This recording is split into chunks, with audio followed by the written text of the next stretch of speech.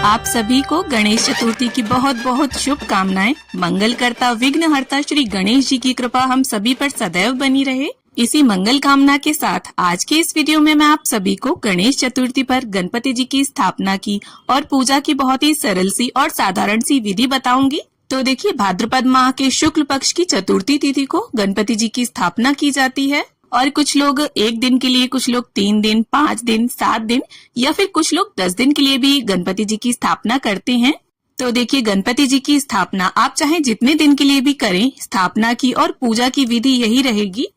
तो देखिए, गणेश चतुर्थी वाले दिन सुबह सवेरे स्नान आदि करके साफ स्वच्छ वस्त्र धारण करें और अपने घर की कोई ऐसी जगह चुने जहां देखिए डिस्टरबेंस कम हो, क्योंकि देखिए गणपति जी की स्थापना जब हम एक बार कर लेते हैं तो विसर्जन तक हमें उन्हें बिल्कुल भी हिलाना डुलाना नहीं होता है।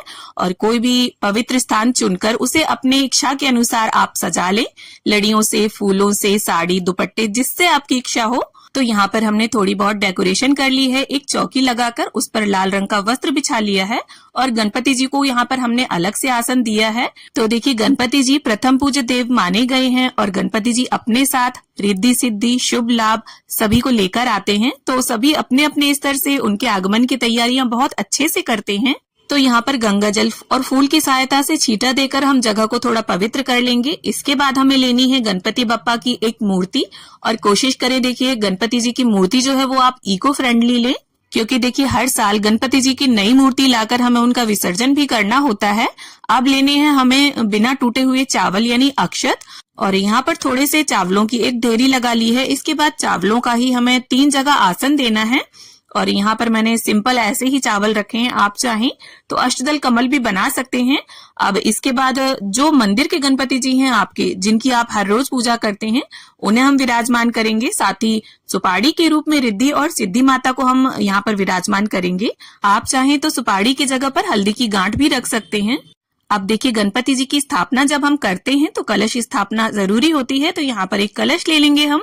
तो यहाँ पर मैंने पीतल का एक कलश ले लिया है, रोली से स्वास्तिक बना लिया है जो सबसे मंगल चिन्ह माना गया है और कलश के कंठ पर मैंने मूली बांध ली है और कलश के अंदर सबसे पहले हमें गंगा जल, फिर जल, इसके बाद सुपाड़ी, सिक्का, हल्दी की गांठ हो तो वो डाल सकते हैं। यहाँ मैंने हल्दी पाउडर डाला है।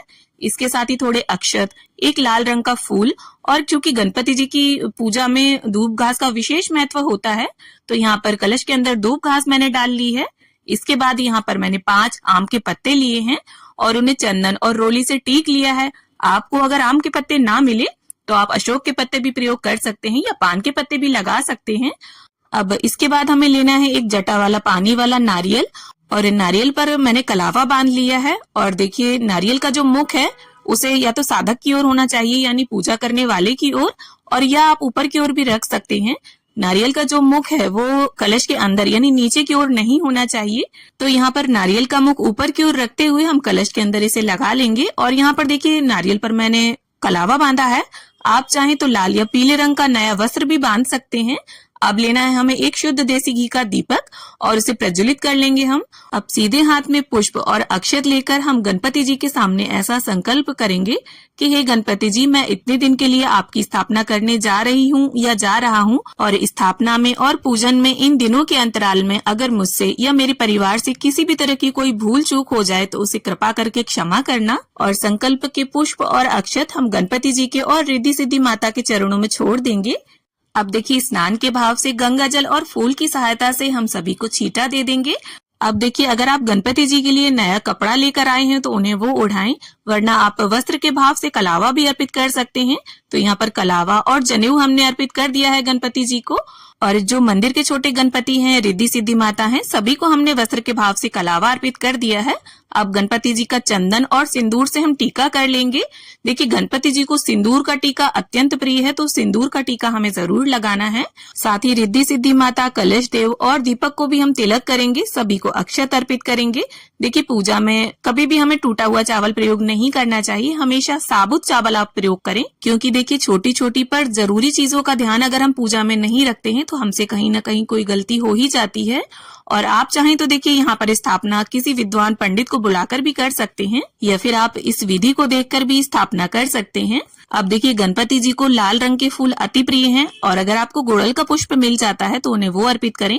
तो यहाँ पर मैंने लाल गुलाब अर्पित कर दिए हैं गणपति जी को, रिद्धि सिद्धि माता को, कलश देव को, दीप देव को, सभी को हम पुष्प अर्पित करेंगे। देखिए ये जो 10 दिन होते हैं पूरी तरह से बप्पा को समर्पित होते हैं। चारों तरफ बप्पा के जयकारों की धूम रहती है। अब इसके साथ ही देखिए गणपति जी को दूर्वा घास अति प्रिय है, तो यहाँ पर दूर्वा घास के 21 या 11 तार के हम 2 पुंज बना लेंगे और कलावी की मदद से आप उन्हें अच्छे प्रकार से बांध लें। और देखिए दूर्वा घास जो है वो आप डेली धुलकर इसे चढ़ा सकते हैं। अगर आपके पास नई ना हो, या फिर आप किसी भी पार्क से दूर्वा घास इकट्ठी लेकर आ जाएं, इसे फ्रिज में रख दें। दूर्वा घास बासी नहीं मानी जाती। अब देखिए गणपति बप्पा का सबसे प्रिय भोग मोदक है, और मोदक की ऊपर की लेयर गेहूं, चावल या फिर चने के आटे से तैयार की जाती है, और अंदर की स्टफिंग में गुड़, ताजा कसा हुआ नारियल और ड्राई फ्रूट्स को मिलाकर भाप में पकाकर इन्हें तैयार किया जाता है। तो इस प्रकार से गणपति जी को हम उनका प्रिय भोग मोदक अर्पित करेंगे।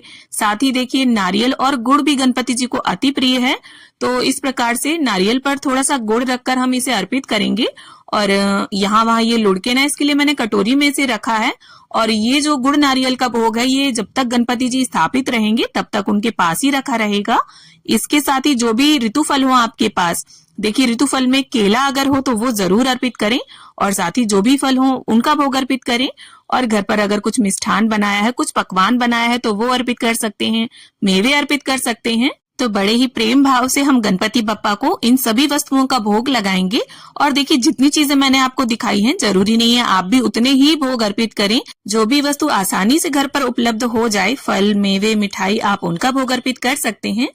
अब एक लोटे में शुद्ध जल भरकर हम यहाँ चौकी पर रखेंगे, और सीधे हाथ में पुष्प या अक्षत लेकर हम गणेश चतुर्थी व्रत की कथा सुनेंगे। देखिए अगर आप व्रत रहते हैं तो कथा जरूर सुने, क्योंकि कथा सुने बिना व्रत पूर्ण नहीं होता। और जब आपकी कथा संपूर्ण हो जाए, पूजा हो जाए, उसके बाद इस जल को लोटे को हम सूर्य देव को अर्घ दे देंगे।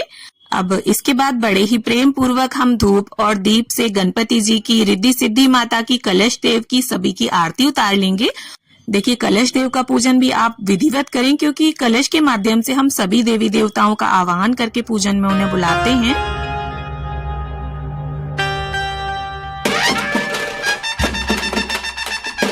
और ये देखिए पूरी पूजा के दौरान आप गणपति बप्पा मोरया, गणपति बप्पा मोरया इस तरह के जयकारे लगाते रहें, या फिर अगर आपको कोई मंत्र आता है गणपति जी का तो उसका उच्चारण करें, जो भी आपको सरल लगे।